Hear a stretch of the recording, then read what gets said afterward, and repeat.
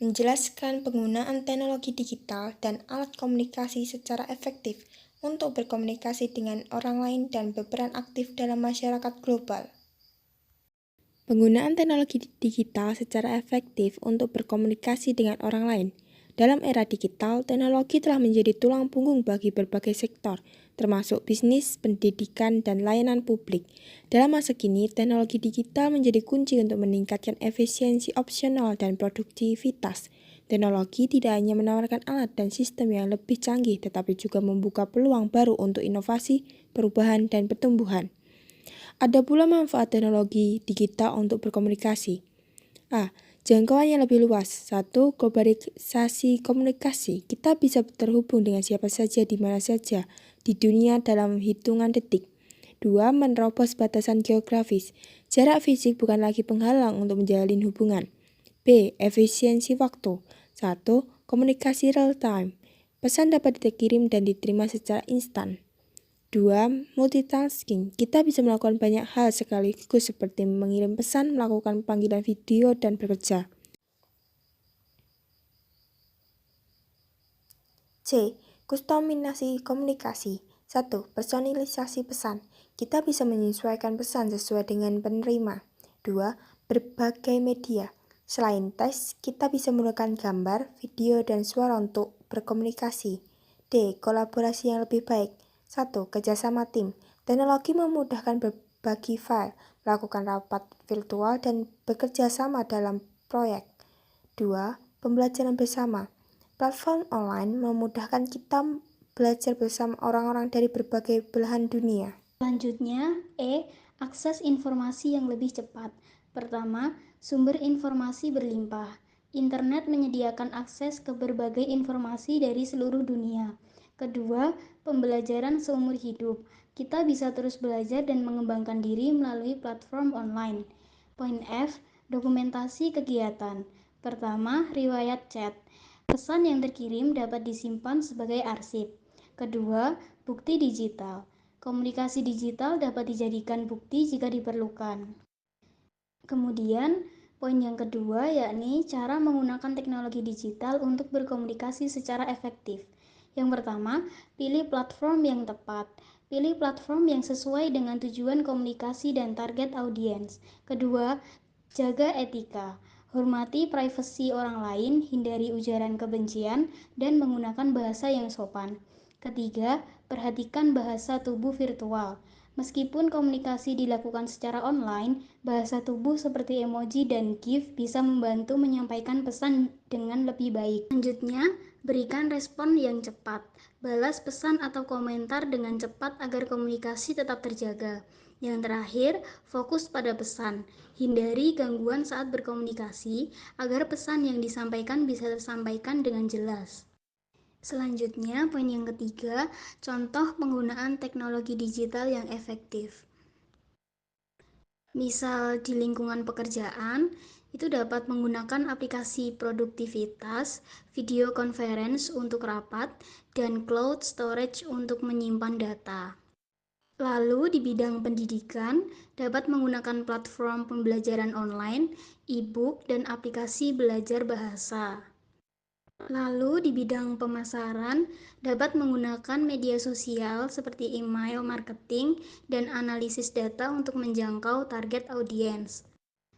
Contoh yang terakhir di bidang kesehatan, dapat menggunakan aplikasi kesehatan untuk memantau kondisi tubuh dan konsultasi dengan dokter secara online. B. Penggunaan alat komunikasi secara efektif untuk berkomunikasi dengan orang lain. Alat komunikasi adalah segala sesuatu yang digunakan untuk menyampaikan pesan atau informasi dari satu orang ke orang lain. Dalam konteks modern, alat komunikasi mencakup berbagai perangkat seperti telepon, baik telepon rumah maupun ponsel, komputer, termasuk laptop dan desktop, smartphone, ponsel pintar dengan berbagai fitur, tablet, perangkat portable dengan layar sentuh, media sosial, platform seperti Facebook, Instagram, Twitter, dan LinkedIn. Aplikasi pesan, WhatsApp, Telegram, Line, email, surat elektronik, video, conference, Zoom, Google Meet, dan Microsoft Teams. 1. Cara menggunakan alat komunikasi secara efektif. Untuk menggunakan alat komunikasi secara efektif, perhatikan beberapa berikut. A. Kenali tujuan komunikasi. 1. Apa yang ingin disampaikan? Pesan yang jelas akan memudahkan penerima memahami maksud Anda. 2. Siapa penerima pesan? Sesuaikan bahasa dan gaya komunikasi dengan penerima. 3. Apa yang ingin dicapai? Tentukan tujuan akhir dari komunikasi Anda. B. Pilih alat komunikasi yang tepat. 1. Mempertimbangkan situasi. Apakah komunikasi formal atau informal? 2. Mempertimbangkan jarak. Apakah jarak komunikasi jarak dekat atau jarak jauh? 3. Pertimbangan media. Apakah lebih baik menggunakan teks, suara, atau video? C. Perhatikan bahasa yang digunakan. 1. Jelas dan ringkas. Hindari bahasa yang berbelit-belit. 2. Sopan dan santun. Gunakan bahasa yang sesuai dengan etika komunikasi. 3. Sesuaikan dengan konteks. Gunakan bahasa yang mudah dipahami oleh penerima. C. Penggunaan teknologi digital dan alat komunikasi berperan aktif dalam masyarakat global. 1. Pengertian globalisasi. Globalisasi adalah proses integrasi internasional yang terjadi karena pertukaran pandangan dunia, produk, pemikiran, dan aspek kebudayaan lainnya. Globalisasi pada hakikatnya adalah suatu proses gagasan yang dikembangkan, kemudian ditawarkan kepada bangsa-bangsa lain untuk diikuti, dan akhirnya sampai pada pemahaman bersama dan menjadi pedoman bersama bagi bangsa-bangsa di seluruh dunia. Kehadiran globalisasi tentunya mempengaruhi kehidupan bernegara termasuk Indonesia. Efek ini memiliki dua sisi, yaitu efek positif dan efek negatif. Pengaruh globalisasi dalam berbagai bidang kehidupan seperti politik, ekonomi, ideologi, sosial budaya, dan lain-lain mempengaruhi nilai-nilai nasionalisme masyarakat. 2. Penggunaan teknologi digital berperan aktif dalam masyarakat global. A. Akses informasi yang lebih luas. 1. Demokratisasi informasi. Setiap orang memiliki akses yang hampir sama terhadap informasi dari seluruh dunia. 2. Pembelajaran seumur hidup. Kemudahan mengakses berbagai sumber belajar online mendorong pembelajaran sepanjang hayat. B. Konektivitas global. 1. Jaringan sosial. Platform seperti Facebook, Instagram, dan LinkedIn memungkinkan kita terhubung dengan orang-orang dari berbagai belahan dunia. 2. Kolaborasi global. Proyek-proyek internasional dapat dikerjakan secara bersama-sama melalui platform online. Selanjutnya ada perdagangan elektronik yang terdiri dari pasar global dengan arti bisnis dapat menjangkau konsumen di seluruh dunia melalui e-commerce. Kedua, efisiensi.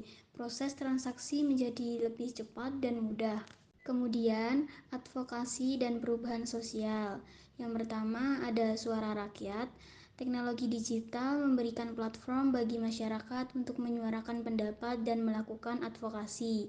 Advokasi tersendiri yakni tindakan untuk membela, memperjuangkan, dan mempengaruhi kebijakan, program, atau kedudukan suatu institusi dengan tujuan untuk mendorong perubahan atas kondisi yang tidak ideal seperti ketidakadilan dan kebijakan yang merugikan.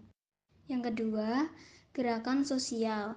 Kampanye sosial dapat menyebarkan dengan cepat melalui media sosial. Selanjutnya, ada pemerintahan yang lebih transparan, yang terdiri dari e-government, yakni layanan publik menjadi lebih efisien dan transparan. Kedua, partisipasi masyarakat. Warga dapat memberikan masukan dan mengawasi kinerja pemerintahan secara online. Selanjutnya lagi, ada contoh penerapan teknologi digital dalam masyarakat global. Yang pertama, media sosial, menyebarkan berita, kampanye sosial, dan membangun komunitas online. Kedua, e-commerce, membeli produk dari berbagai negara dengan mudah. E-commerce adalah perdagangan melalui elektronik. Ada contohnya seperti Shopee, Lazada, Tokopedia, dan lain-lain. Ketiga, platform pembelajaran online. Ada tiga. Yang pertama, Coursera. Coursera dengan arti platform pembelajaran daring yang menawarkan kursus, sertifikasi, dan diploma dari universitas dan perusahaan terkemuka di seluruh dunia.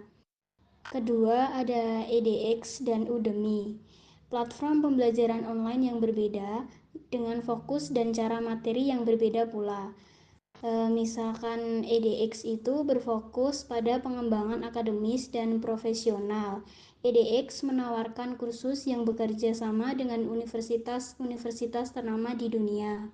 Sedangkan Udemy sendiri yakni platform pembelajaran online yang menawarkan kursus pada berbagai macam mata kuliah, mulai dari kedokteran hingga merajut. Kursus Udemy dibuat oleh pakar perorangan, bukan universitas.